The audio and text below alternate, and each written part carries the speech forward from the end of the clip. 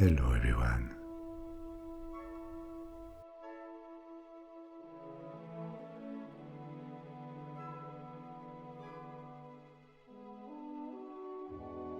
We're going to visit castles worthy of fairy tales tonight, if you wish to join me.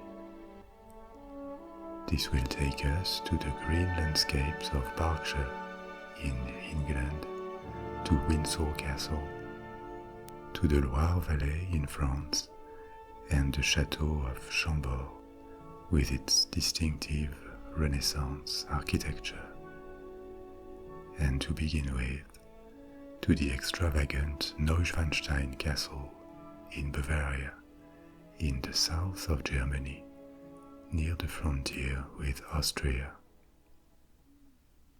So without waiting, let's begin our discovery of Neuschwanstein and its no less eccentric creator, King Ludwig II of Bavaria. This is probably a picture you've already seen before, because Neuschwanstein is probably the closest building to the idea of an European fairy tale castle.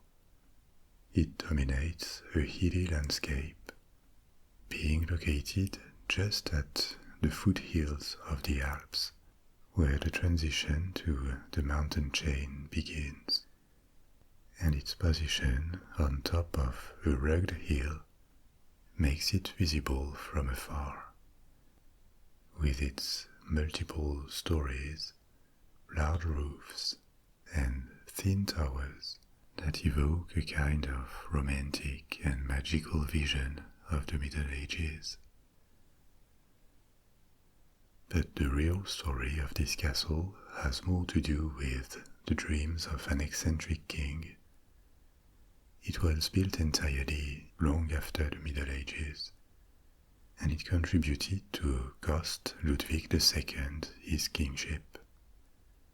Let's explore that story and visit Neuschwanstein, exteriors and interiors, which are no less extravagant.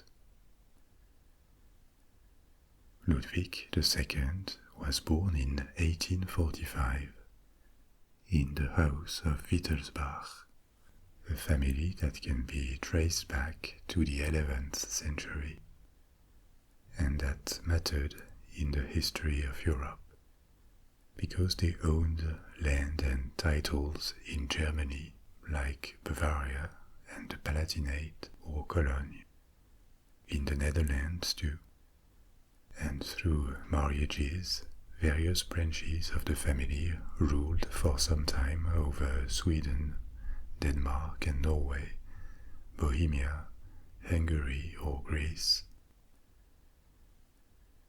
In 1805, during Napoleonic Wars, the Kingdom of Bavaria was created with the support of Napoleonic France against its rivals of Austria and Prussia. But before the end of Napoleonic Wars, Bavaria switched sides and declared war on France when the winds changed direction in 1813, and the new Kingdom of Bavaria survived the Napoleonic era as an independent state, a constitutional monarchy with the Wittelsbach on its throne. They had managed to preserve their positions and keep their ancestral lands in the south and west of Germany. With peace returned, the leading power in a still very fragmented Germany was Prussia, and Bavaria was the second largest state of what would become unified Germany. Along the 19th century, Prussia extended its influence in the German world, and Bavaria tried to preserve its independence. In a war between Prussia and Austria in 1866, it sided with Austria and lost. But in the Franco-Prussian War of 1870, it supported Prussia and was on the winning side this time. After this last war, Prussia proclaimed the German Empire, a federation led by Prussia, but inside which Bavaria remained a federated state with a degree of independence, and the ruling dynasty retained their title of Kings of Bavaria. This lasted until the end of the First World War. The kingdom disappeared in 1918, when Germany became a republic after losing the war to the Allies. Ludwig II was born and lived his entire life in this period when Bavaria was independent and then semi-independent. He succeeded to the throne aged 18 in 1864, after a very unusual childhood. Heirs in royal families at the time were constantly reminded of their royal status and the burdens that awaited them. They were tightly controlled all the time and subject to a mix of distance and deference. Not much affection, and this odd, stressful childhood may be a possible cause for his behavior as an adult. From an early age, Ludwig was painfully shy. He seemed to live in his dreams and didn't know how to behave in front of his relatives or even his servants. He could switch from friendly to authoritarian or very cold, totally unexpectedly. He had trouble focusing on things he was not interested in. And once he became king, he quickly stopped pretending he had any interest in the matters of the state. For much of his child life, he lived at Castle Hohenschwangau, a sort of fantasy castle built by his grandfather. For a child, Hohenschwangau was an invitation to dreams of adventures, fairy tales, and medieval chivalry. It was decorated in the Gothic revival style that was popular in the 19th century, and for a part, it inspired the future castle of Neuschwanstein. There were frescoes on the walls depicting heroic German sagas, especially of the Lohengrin, the Knight of the Swans. In German medieval literature, that developed a branch inspired by Arthurian legends. Lohengrin was the son of Parsifal, a knight of the Holy Grail, and he was sent in a boat pulled by swans to rescue a maiden. As an adolescent, Ludwig enjoyed reading poetry and staging scenes from operas by Richard Wagner that glorified these legends from Germanic mythology and medieval tales.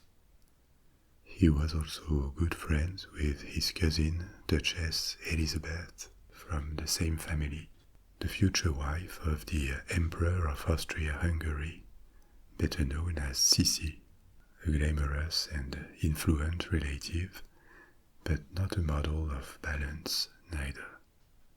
At his father's death, he ascended the throne, and at the start was really very popular in Bavaria and elsewhere.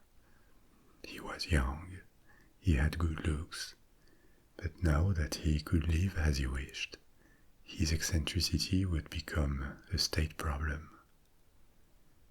He despised Munich, the capital of Bavaria, and avoided it at all cost. He tried to avoid social events whenever possible, preferring instead a life of seclusion that led him all the time to daydream and pursue creative projects like drawing fantasy castles, reading, or redecorating rooms. This didn't cost him much popularity, as most citizens didn't know these things.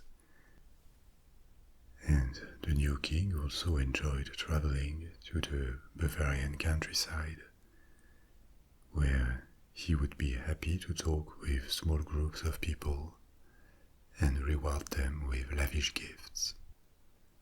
But tensions with his government, because of his unwillingness to even communicate with his ministers, began as soon as he was on the throne. One of his first acts as a king was to summon Richard Wagner to his court. He became his most prominent patron and made Wagner's fortune. Ludwig began to dream of spectacular, romantic architecture, and now he had the power and the means to do something about it. This was only increased after a travel to France in 1867. He visited the castle of Pierrefonds, an ancient medieval fortress near Paris that had been rebuilt recently in a so-called historicist kind of style, that is to say, the imitation of the past, of past styles, but with a romantic and slightly exuberant twist. Pierrefonds is not really, or not only, a medieval castle.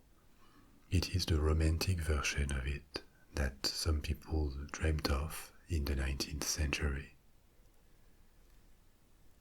He also visited Versailles and medieval castles in Germany. All of this strongly influenced his taste and ideas for buildings that would be at the same time grandiose and evocative of the past and a cultural heritage. Neuschwanstein was not the only nor the most expensive of the palaces he commissioned in the following years. He also ordered the building of Linderhof, a Versailles-inspired palace in a neo-French Baroque style with spectacular gardens. The grounds contained an artificial grotto where Ludwig could be rowed in a boat shaped like a shell. Even bigger and more expensive was Herrenchiemsee, a replica on a smaller scale of the Palace of Versailles. But the most notorious is Schloss Neuschwanstein, Neuschwanstein Castle, literally, for which he envisioned a dramatic neo-medieval or Romanesque fortress with soaring fairy tale towers. Rumors said that Ludwig had seen the location and conceived of building a castle there while still a boy. And as an adult and a king, he now wanted to make it a private retreat for himself in honor of Wagner and the fairy tales and idealized past he kept dreaming of. Construction began in 1869, when he was still in his 20s. So Neuschwanstein is the creation of a man, but also of the times. Other romantic castles that reimagined the past were very fashionable back then, all across Europe. There are many still existing today in Great Britain, in France, or in Germany. It was influenced by the historicist movement. And at the time, however popular this movement was with wealthy commissioners, it didn't go without critique. Initially, Neuschwanstein was derided by contemporary architecture critics as very kitsch and useless.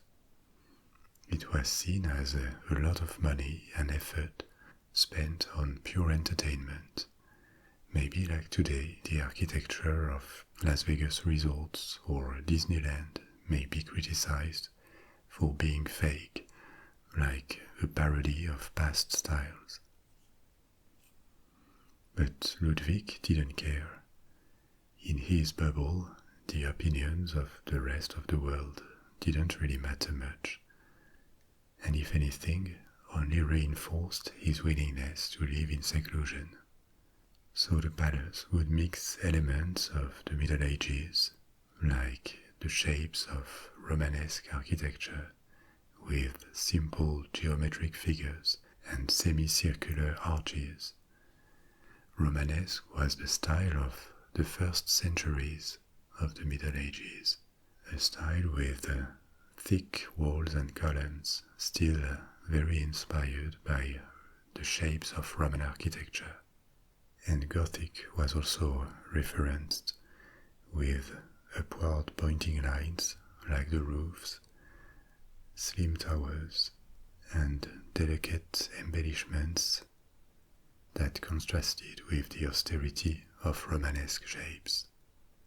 The inside was also very eclectic, introducing elements of Byzantine architecture and art. All of this mixed with medieval Germanic legends and nods to the operas of Wagner. It is this particular period and individual, Ludwig II, that created the castle of Neuschwanstein. On the hill there were the ruins of two medieval castles that were demolished to make space in 1869, and the following year the foundation stone for the palace was laid. The construction process advanced slowly. The cellar was completed 3 years later, and everything up to the first floor in 1876 only. It is only in 1882, 13 years after the start of the work, that the gatehouse was finished and furnished, allowing Ludwig to start living and spending time at his castle. Overall, the palace is a brick construction that was later encased in various types of rocks. Some parts, like the throne hall inside, we will explore the inside of the palace later, so some parts required a steel framework, and this is telling about the nature of this construction. It is all about evoking a romantic version of the past rather than recreating it scrupulously.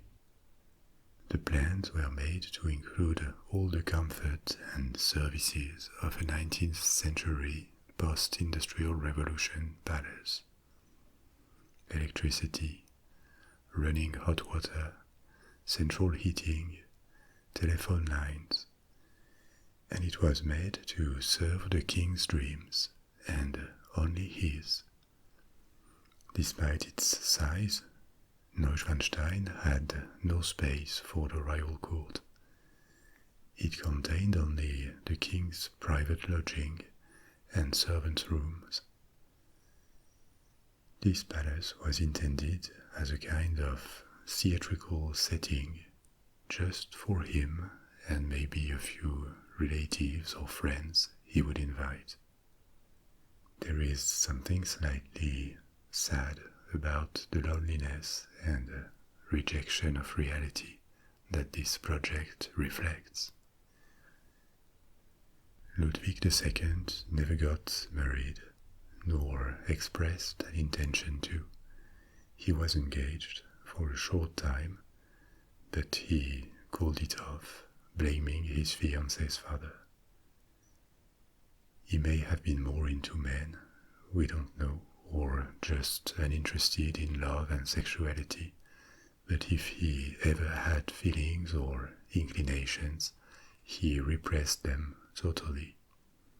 For a king in the 19th century, in traditional and fairly conservative Bavaria, or anywhere else in Europe, remaining a bachelor was weird. But he didn't bow to the pressure to conform.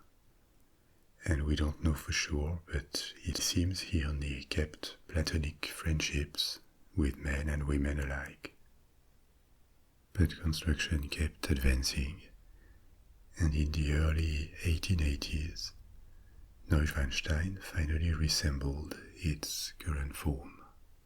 The palace is entered through a symmetrical gatehouse, flanked by 2 towers. This gatehouse passage leads into the courtyard. To the south, it is partially open to give a view of the mountain scenery, and to the north, there is an elevated platform and gallery, but it serves essentially as a decorative element and also offers a view, the north view that shows the Bavarian countryside. Opposite the gatehouse, on the other side of the courtyard, is the palace, the hall, which is the real residential building and contains the king's staterooms and the servants' rooms. This is a big 5-story structure with Romanesque windows, smaller towers, and embellishments. This building follows the curve of the ridge, suggesting that the castle was built for defense, using the hilltop position as a real medieval castle. The inside has some spectacular rooms, but it was never completed. We will see what happened to Ludwig later. More than 200 interior rooms were planned, including premises for guests and servants, and all the logistics. The first 2 stories of the hall were for administrative and servants' rooms, whereas the king's apartments and staterooms were planned in the upper stories. This is where the most impressive rooms were decorated and furnished. They include a throne hall with a height of 13 meters, that's more than 40 feet, and a lavish decoration of columns, mosaics, and frescoes.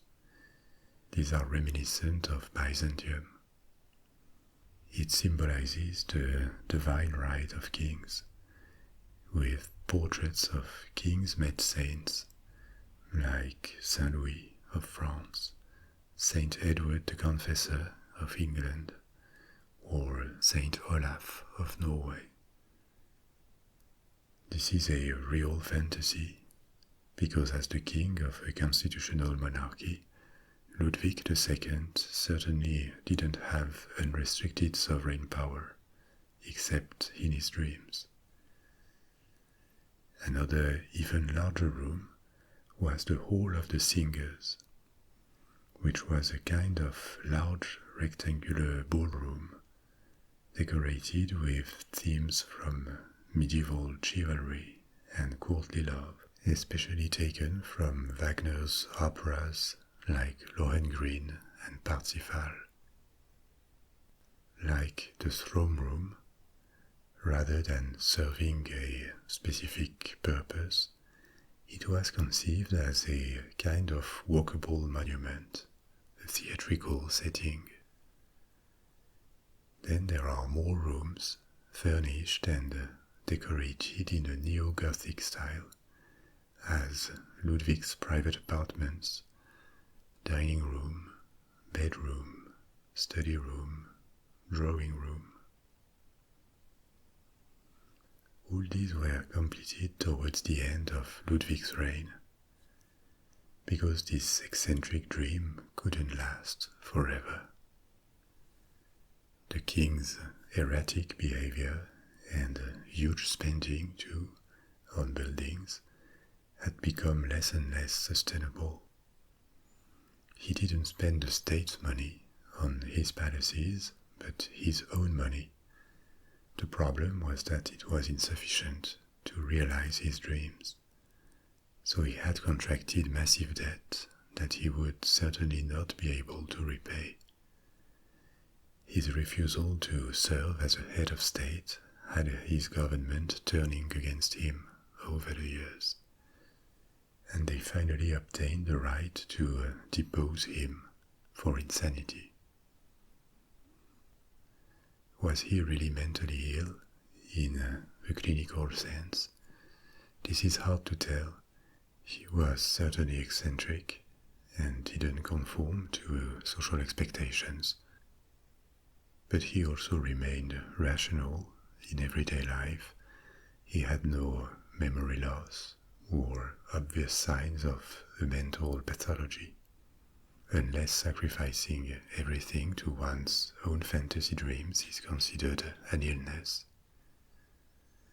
It was certainly a selfish behavior and a refusal of reality, but it is far from sure that today a mental pathology would be diagnosed for that kind of behavior. In any case, he was deposed, and he died shortly after in 1886, after having spent only 172 days at Neuschwanstein, less than 6 months. His death is a bit of a mystery. He was found dead floating near the shore of a lake, and his death was ruled as a suicide by drowning. But at the same time, the autopsy report indicated that no water was found in his lungs, so the possibility of murder exists, and speculation that he was eliminated as he tried to escape, or just to get rid of him, has existed since then. The Kingdom of Bavaria went on until 1918 as a federated state of the German Empire, until it was abolished when Germany became a republic. Since then, Neuschwanstein has turned into a symbol of the era of Romanticism.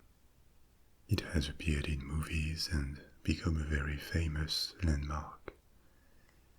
It served as an inspiration for Sleeping Beauty Castle at Disneyland and has been visited by millions.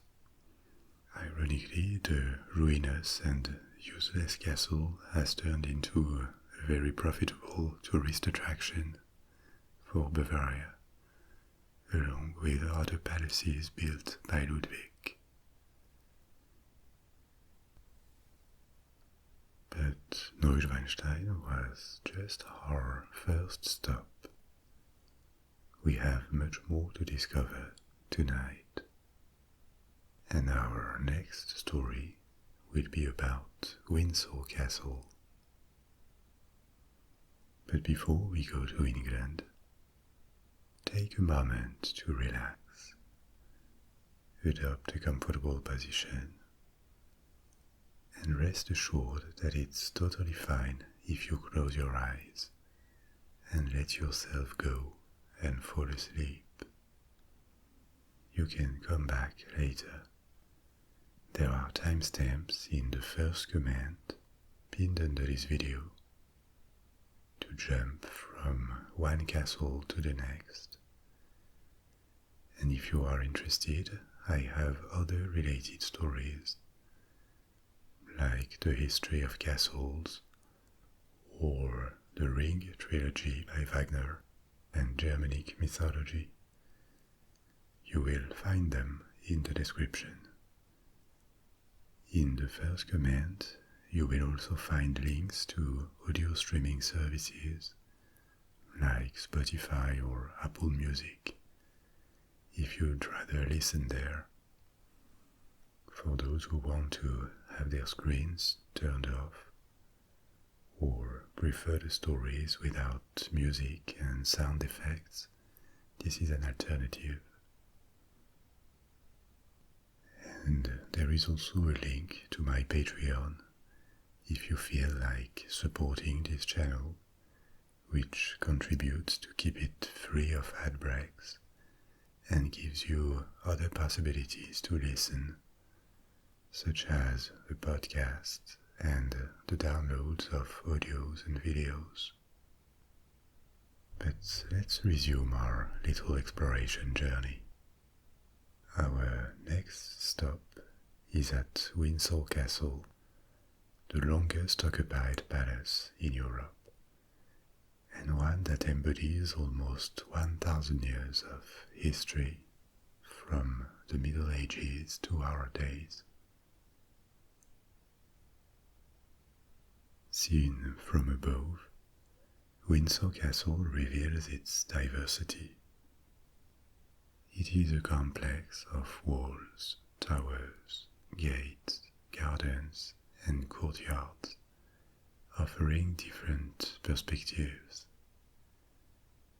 This is the product of centuries of history that turned it from a small medieval fortress into an emblematic residence of the kings of England and later of the United Kingdom.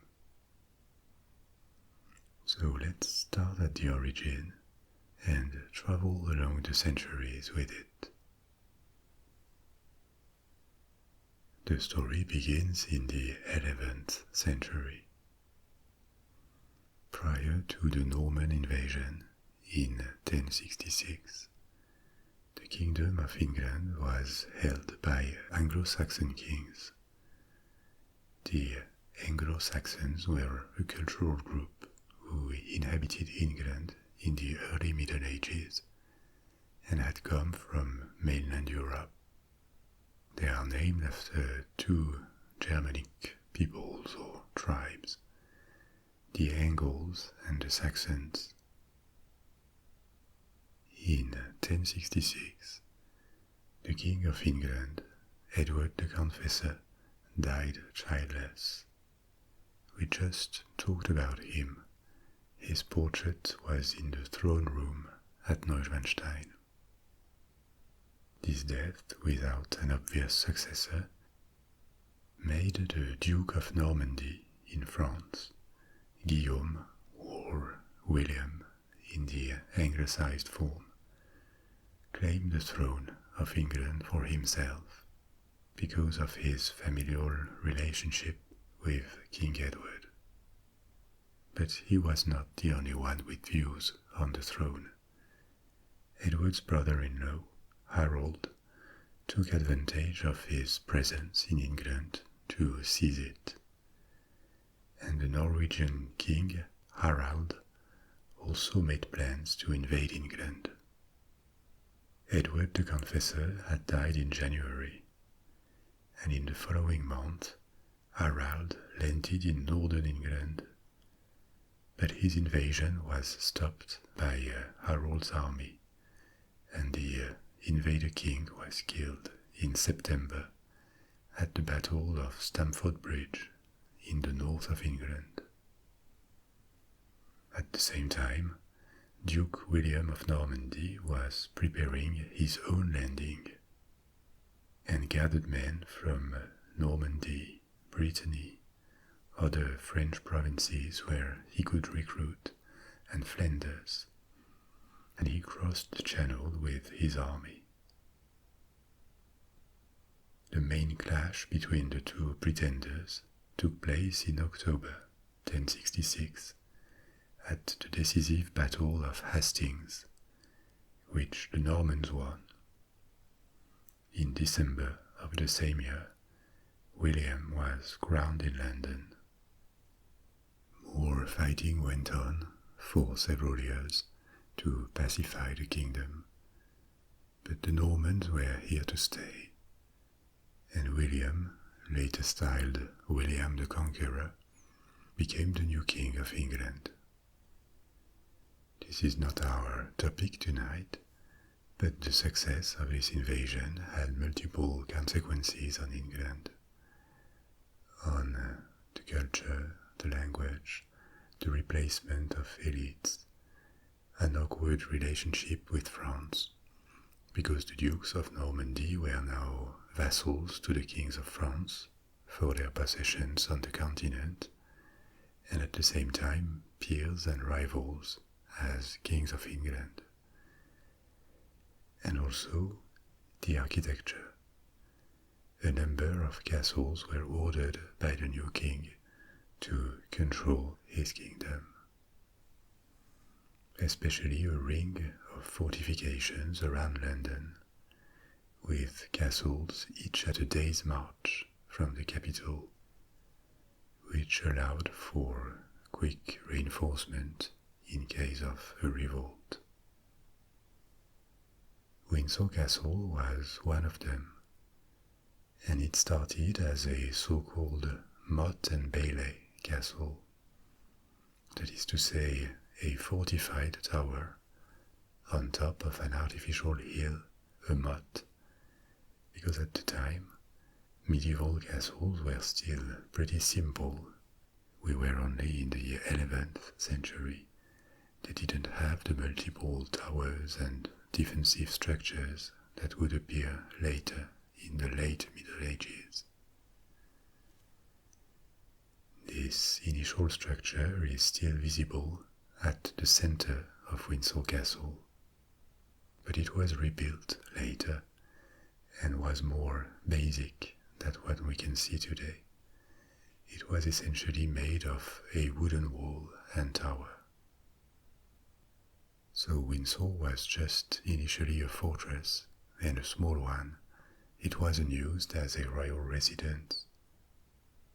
Maybe it was a bit more important than other works in this ring of fortifications, because it overlooked the River Thames, an important route into London.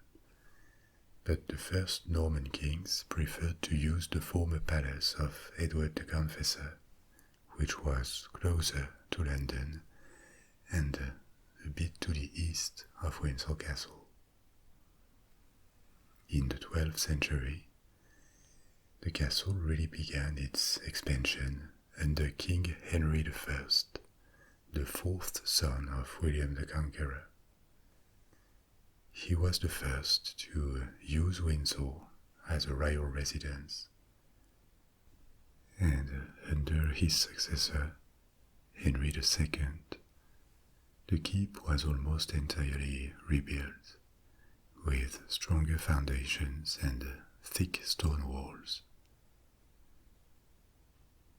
In the 13th and 14th century, Windsor grew exponentially and turned into a large medieval castle that the kings occupied as a defensive structure and as a residence. Defensive structure because these were troubled times in England. In the early 13th century, a group of major landowners revolted against King John of England. This civil war is called the First Barons' War, and because of it, Windsor was besieged, but it resisted and was further expanded, turning into the most important royal residence. An upper ward formed that was for private apartments, and a lower ward devoted to the public face of the monarchy. The kings did not always stay at Windsor though, because medieval kings in Europe traveled a lot.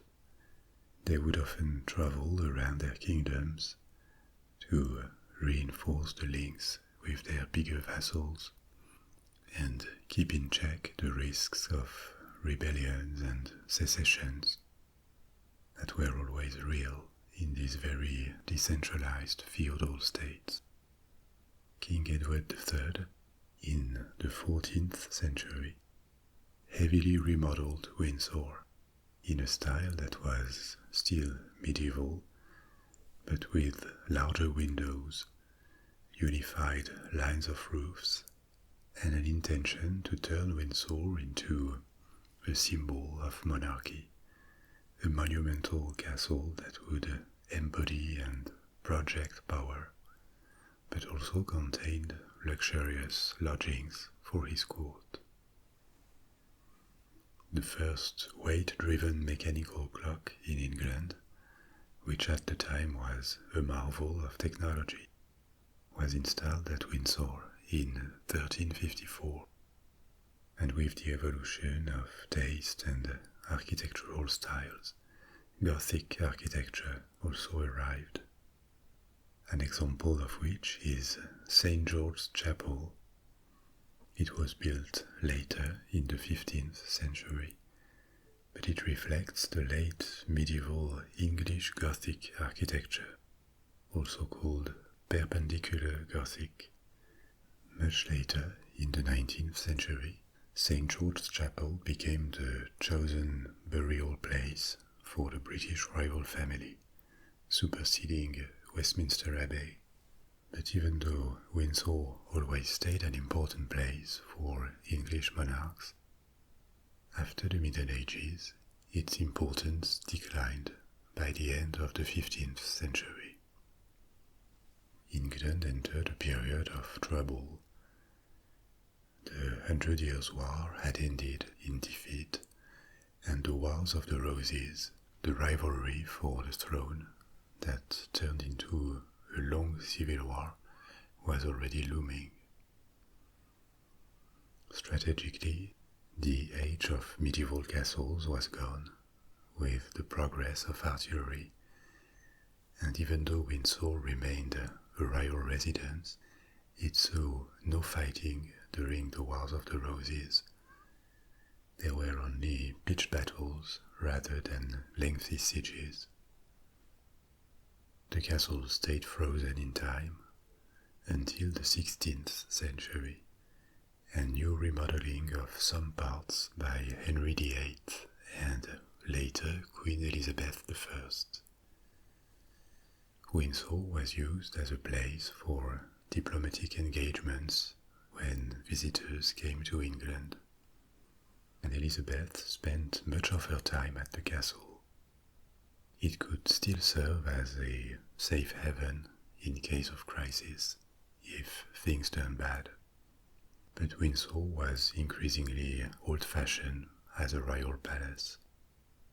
It still looked medieval, and the taste and needs had changed a lot.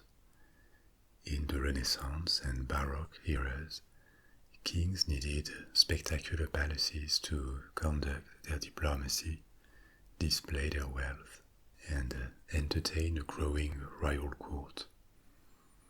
With their thick walls and defensive structures, medieval castles were not appropriate.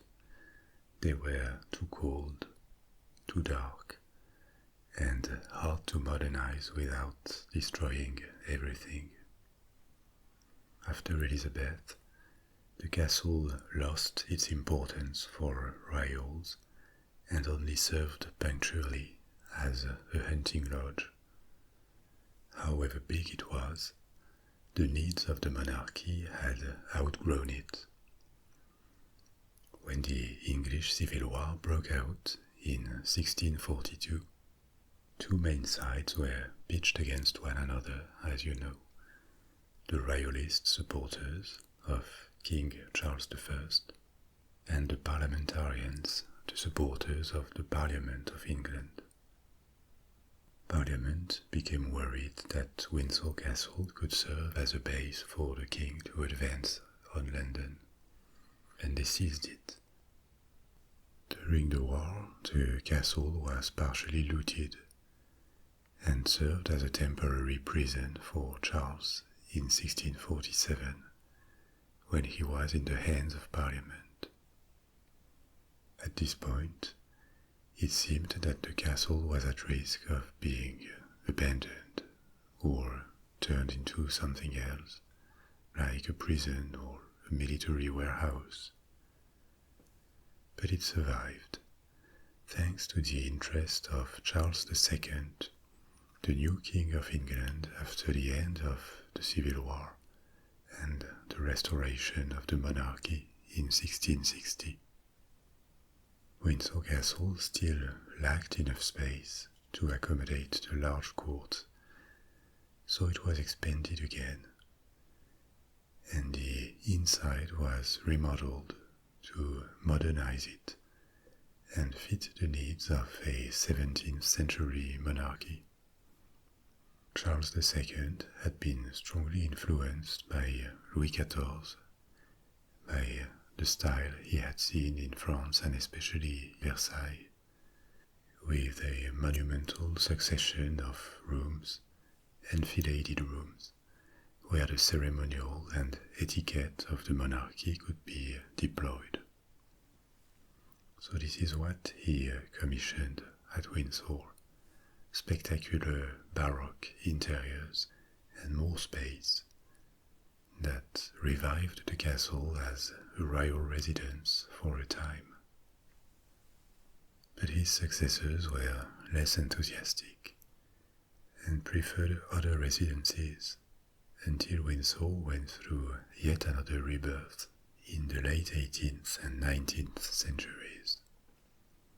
Given how ancient it already was and the association with the English monarchy, Windsor garnered more interest and care from that moment on.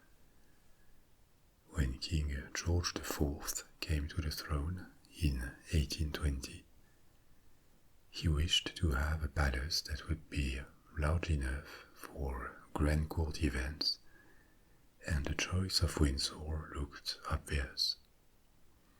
At the time, the current residence in London of the British royal family, Buckingham Palace, was smaller than today and unfinished.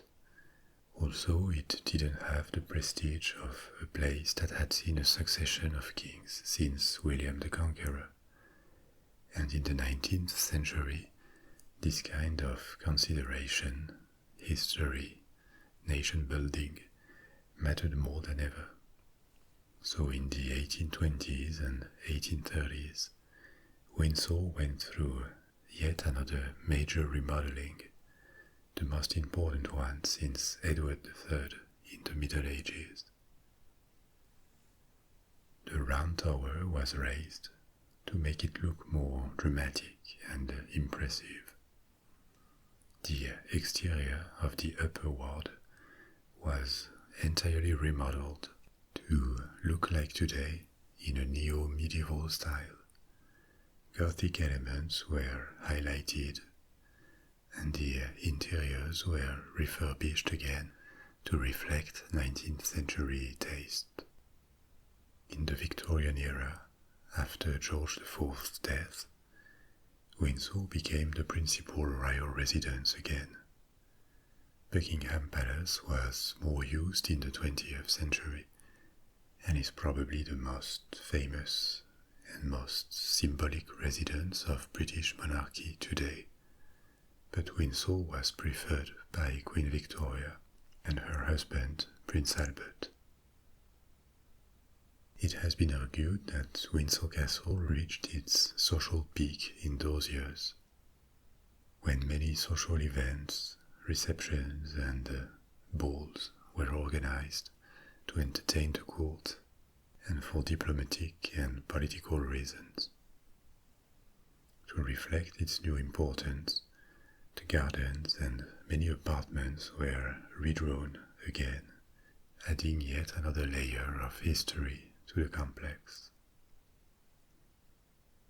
After the death of Prince Albert, the mood changed at Windsor and became sadder for many years as the Queen mourned her husband.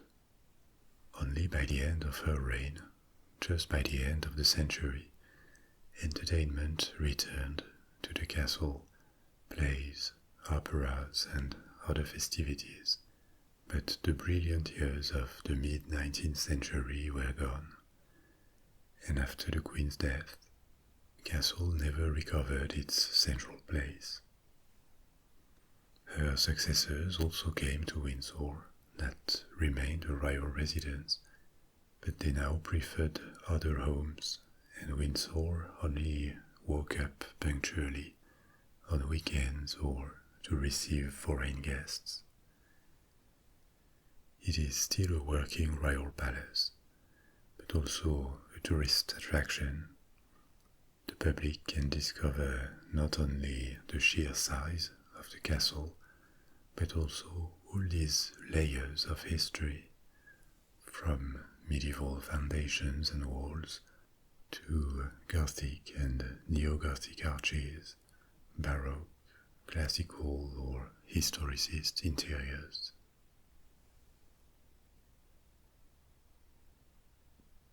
For our third visit of the night, we are heading to France and a Renaissance chateau which also is a famous landmark, Chambord.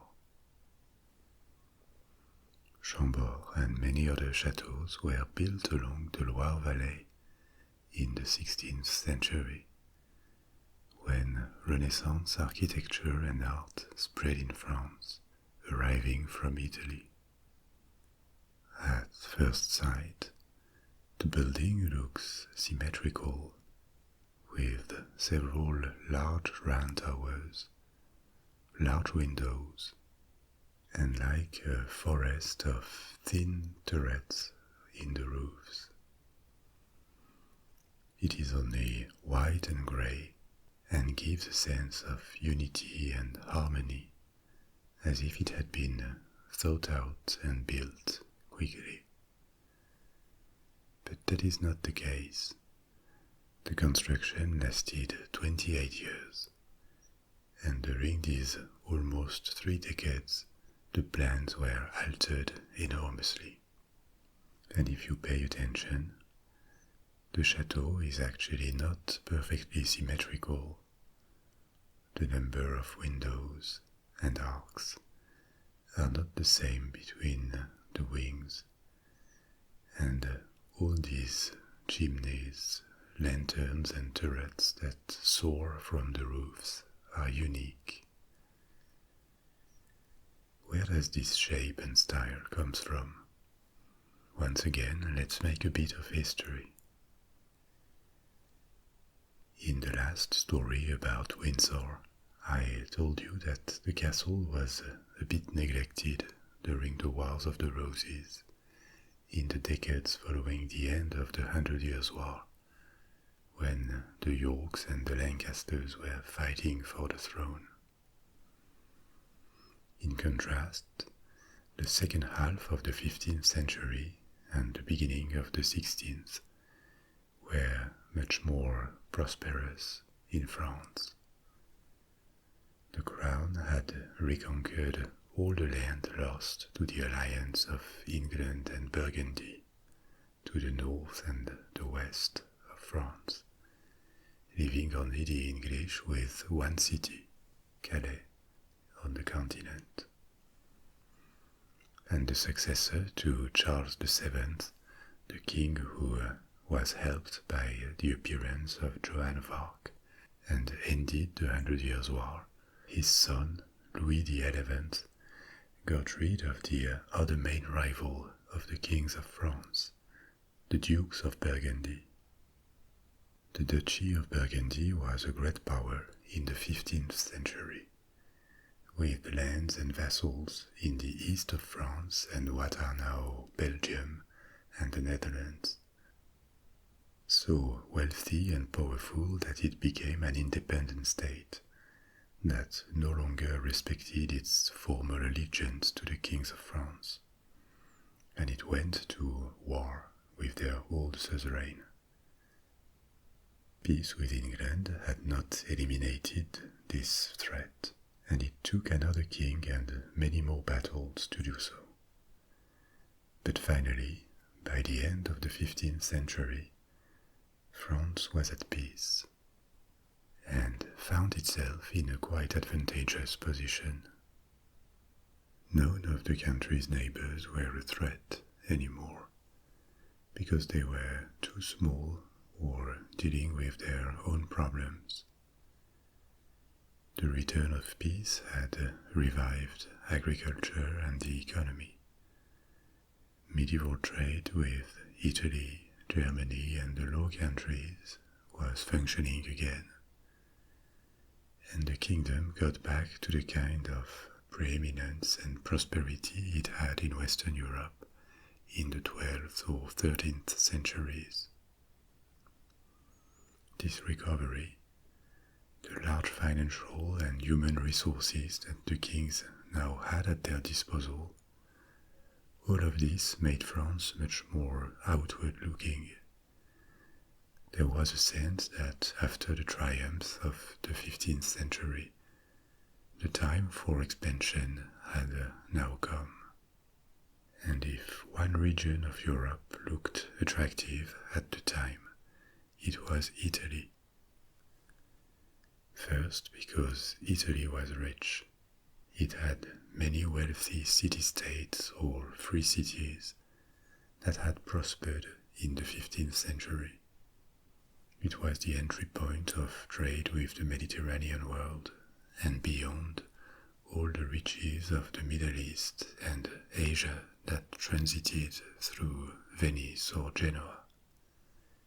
And given the rivalries between all these small states, it was the perfect place, the perfect playground for foreign powers to intervene.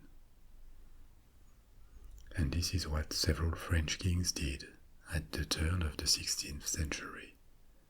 Charles VIII, Louis XII, Francis I, they meddled into Italian affairs and sent expeditions to Italy. Another appeal of Italy was cultural. The movement that would later be called the Renaissance had started in the 15th century, the Quattrocento, and Italy had become the place where innovation in the arts, in architecture, literature, science, even warfare took place. In contrast, medieval countries now looked backwards, technologically and culturally. In any case, Italy intrigued and attracted the attention of the European elite. So France intervened in Italy to expand its influence in the so-called Italian Wars. And even though there were won battles, it turned out to be a complete waste of money and manpower, because France couldn't establish a lasting influence in Italy, and also gained a reputation as a bully in European diplomacy. But culturally, this period put the French elite in close contact with the Italian Renaissance, and transformed France faster than it had been transformed in centuries. The aristocracy embraced these new ways of living, of building, of getting dressed, of learning and searching for scientific or philosophical discoveries. This was really the end of medieval times, and one aspect of the Renaissance in France is that it put an end to medieval castles. The changes in warfare had rendered them less useful, but also the nobles no longer wanted to live in cold and dark fortresses. They now wanted the elegant palaces with light, air, fine furniture, libraries and art collections that the Italians had already embraced. Many Italian architects, artists or thinkers were invited to France. They were paid to come, in fact, including the most famous of them all, probably, Da Vinci. and in the first decades of the 16th century, many chateaux, the new residencies of wealthy aristocrats and royals, were built, especially along the River Loire in the center-west of France, which had several attractions. It had a mild climate, a very green landscape, it is a very green region, and also one that was peaceful and where fortresses were now useless. It was also far from the frontiers, but close to Paris. Chambord is the largest of these chateaux, and it was commissioned by King Francis I. Francis I is the most prominent of these French Renaissance kings. He did more than any other to modernize the kingdom by importing Italian ideas and ways of doing things and adapting them to his country.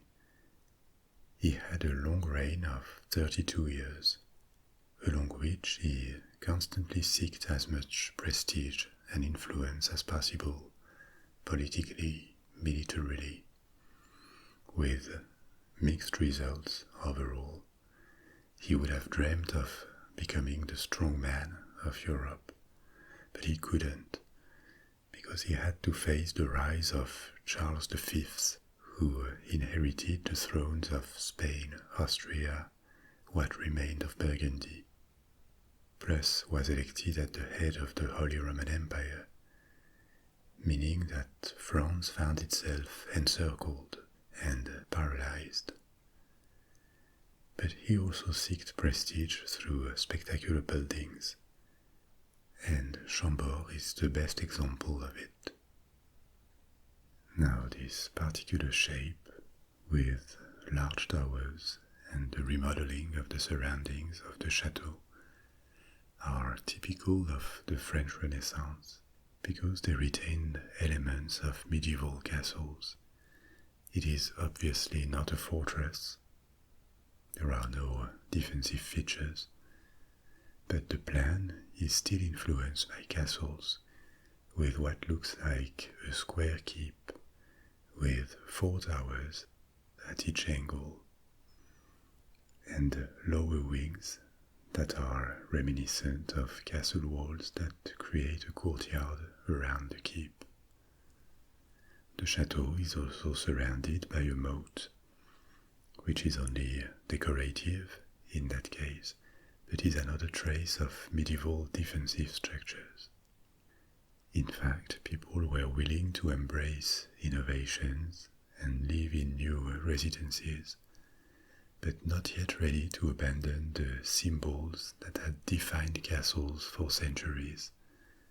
The shape of Chambord tells us that it is a successor to medieval castles and still a center of power.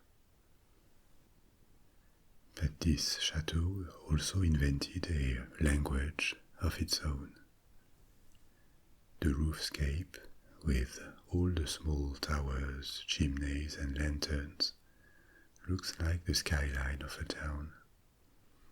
And this forest of stone contrasts with the big masses of the towers and the walls, as if the chateau was a little world in itself. Another innovation at the time is a huge double spiral staircase at the center of the structure. It takes people up to the 3rd floor along 2 spirals that never meet, and the whole staircase is illuminated from above by a sort of lighthouse at the highest point of the building. However costly this chateau was, Francis I never wanted to live at Chambord. More than anything, it was thought as a setting for diplomacy and occasional hunting trips. He received Charles V at Chambord, but other than that, only spent a few weeks when he used it as a hunting lodge. It would have been complicated to install the court there, because there was no town or village, so no easy source of food. And the massive rooms, the open windows and high ceilings, all of this made it very impractical to eat. When Francis went to Chambord, the intendants brought everything for a short stay of hundreds of people, food, clothes, and even the furniture. The rest of the time, the chateau was completely empty. When Francis I died, the chateau was abandoned, having served only a few weeks, and it fell into decay for almost a century, until one of his successors, Louis XIII, the king at the time of Richelieu and the Musketeers, gave it to his brother, who restored it and probably saved it from ruin. His successors, Louis XIV or Louis XVI, punctually maintained it, but rarely stayed, and during the French Revolution it suffered major damage. All the furnishing was sold, and even the wall panelings and the floors were removed to be sold for the value of their timber. The chateau changed hands multiple times and was partially restored for more than a century, until it was purchased by the French state in 1930 and restored after the Second World War. It can be visited today, together with many other chateaux of the Loire Valley.